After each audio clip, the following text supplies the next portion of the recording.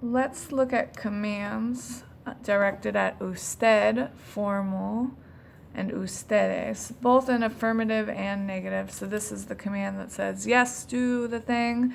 Negative is the command that says, don't do it. So we'll look at both of those separately. Let's start first with usted commands. So usted is singular. It means you, formal. Remember that you use usted primarily when addressing people you don't know very well. If a person is older than you, or you just someone that you want to show respect to, usted's a good way to go. Depending on the country, it might be used more or less, but it's always better to be safe than sorry when using usted versus tu. So keep that in mind when you're looking at these commands. So the general rule for affirmative, AR verbs, let's write in first that this is affirmative.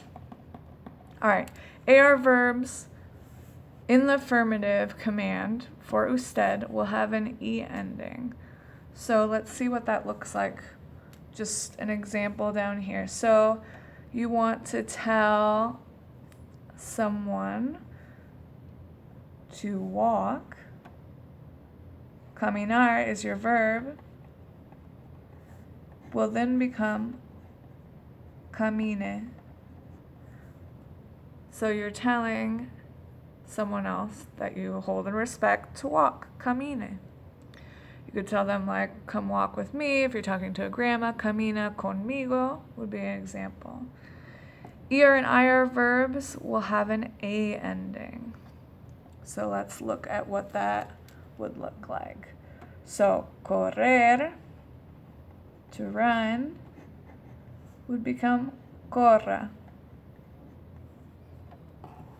Usted corra, telling them to run.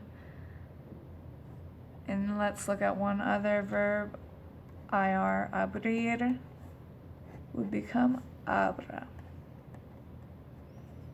Usted abra la puerta. Will you open the door? Would be one way of translating that. If you've already looked at subjunctive tense, notice that the way that you change these verbs is very similar to subjunctive. All right, so we've seen singular, usted commands, affirmative. Now let's look at plural, ustedes, which is you all commands. And these are also affirmative. All right, so let's see how we would tell you all to do something. All right, AR verbs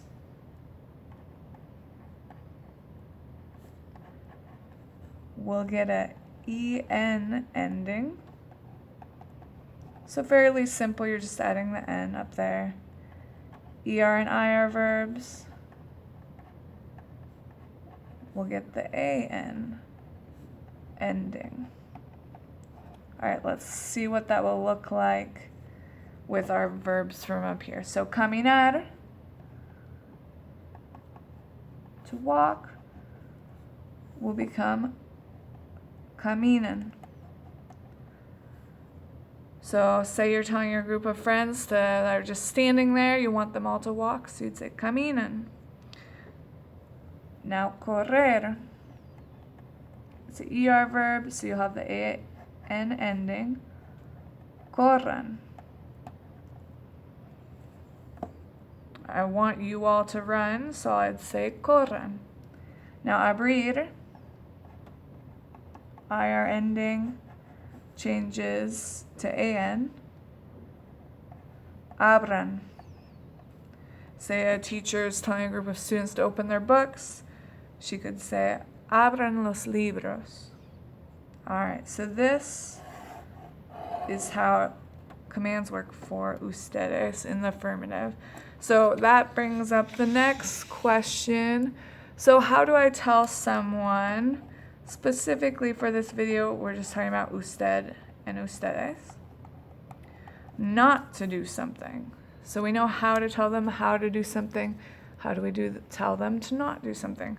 So for usted and ustedes, it is very simple. All you have to do is add a no in front of whatever the command is.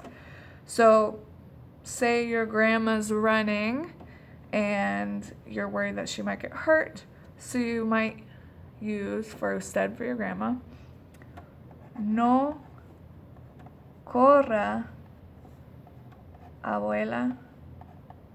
No corra, abuela. All right. And now ustedes, you all. So say a group of kids keep opening and shutting the doors. We'll say no abran las puertas.